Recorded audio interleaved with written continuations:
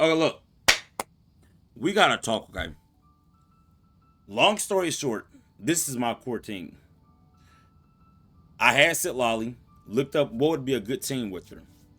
Arlay and Farina popped up. I don't have Farina, but I got Yalon. Before I pulled Arlay, I had Kaza, okay? I said this wrong. Before I pulled Arlay, I had Zen Shao on this team to resonate with Yalon, okay? Because Yalon is more like my damage dealer. But let's go to my summon history, okay? Because y'all know how the pity system works. We're gonna start at Sit Lolly, okay? So it's gonna start over.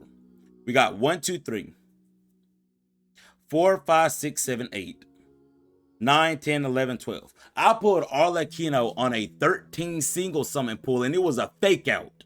Or I guess a guaranteed fake out. So it's when the little primo thing turns rainbow and you know you got the featured character.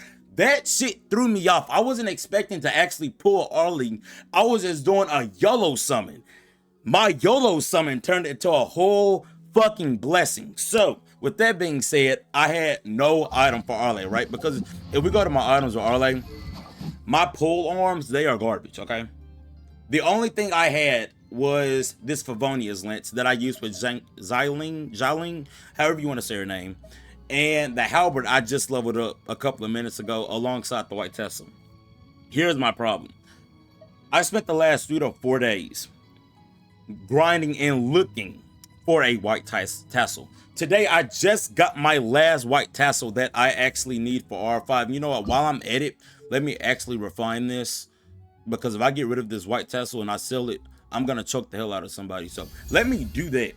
But it turns out the white tassel is probably the best free to play item that you can get for Arlay, because it has base damage and it increases her crit chance. That's why I've been grinding so hard for it, because I don't want to summon on a banner.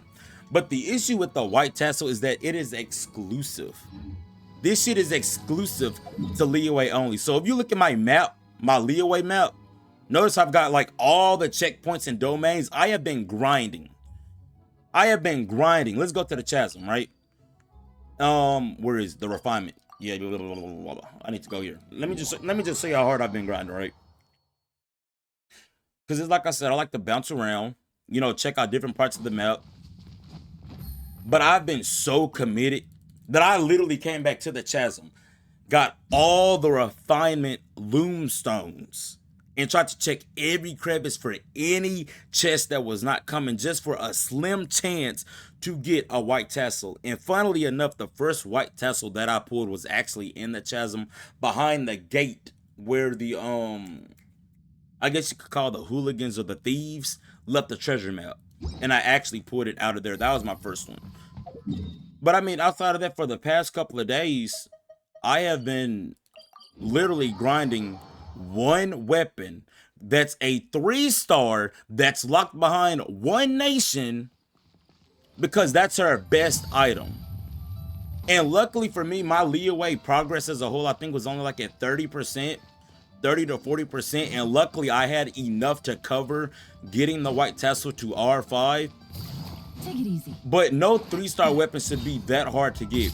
And there is a way that you can look for the chest. You can actually craft a device and look for a treasure chest. But the issue with that is that you need to have a reputation level of level 6. I am only on level 4. I just started working on this yesterday. So when I heard that you have to be on level 6, which I guess is my fault, because I like I said, I bounced around a lot. But that kind of pissed me off, because I'm like, okay, so I need to locate chests. I need to be on a reputation level of level 6. Who the hell thinks about doing a reputation level?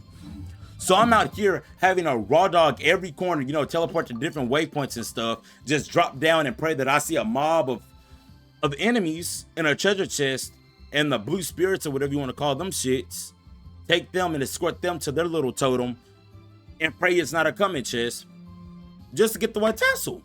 Just to get the damn white tassel, dude. No free-to-play weapon in any game I've played, or free-to-play character, has ever been this damn hard. But this is the first time I can genuinely say I was about to tweak out and crash out, because I was on R3 for so long within these 4 days. Before I got my 4th white tassel, I promise it probably took like 4.5 to 5 hours. Like, I was dedicated.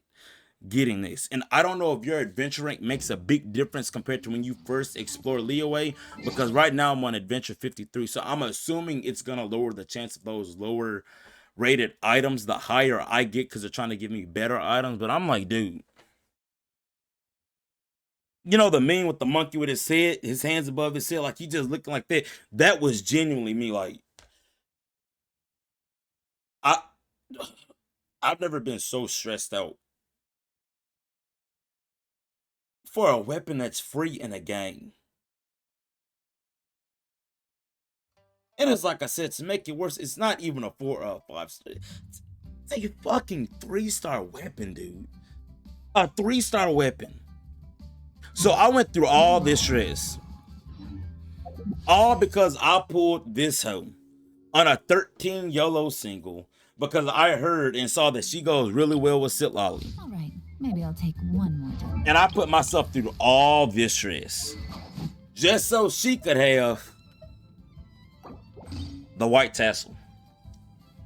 I didn't even care about leveling the shit up. I just wanted to have it R5. This was worth it to an extent. And the reason I've got some Crystal Suit summon, the reason I'm not summoning on her banner, you know, for a weapon, because if I actually pull that shit and I went through 3 to 4 days of trying to grind the white tassel, I'm genuinely gonna crash out. Like, I am genuinely going to crash out if I pull that shit. So I said, for my sake of mine, for my mental sanity, let me just avoid her weapon banner and not summon on it. Let the seed of my grinding just show with the R5 white tassel, and I'm gonna leave it at that. And I said, I'll summon for Yolanda when she comes back, put her on C1, and then I'll probably summon for Yolanda's weapon. But I wouldn't wish this shit on nobody, bro. Look, if you're just not starting on Genshin, or if you're not a completionist like how I am, I like to like bounce around, set your stuff to star level 2 if you're gonna feed your old weapons. From now on, I don't care what it is. I'm doing this for everything. If it's a 3-star weapon, I'm locking it. I'm locking it. It's going on R5, and then once it's on R5, you can use it as food. Because another example that I had is Sit Lolly, and lucky enough, I didn't make the same mistake with her.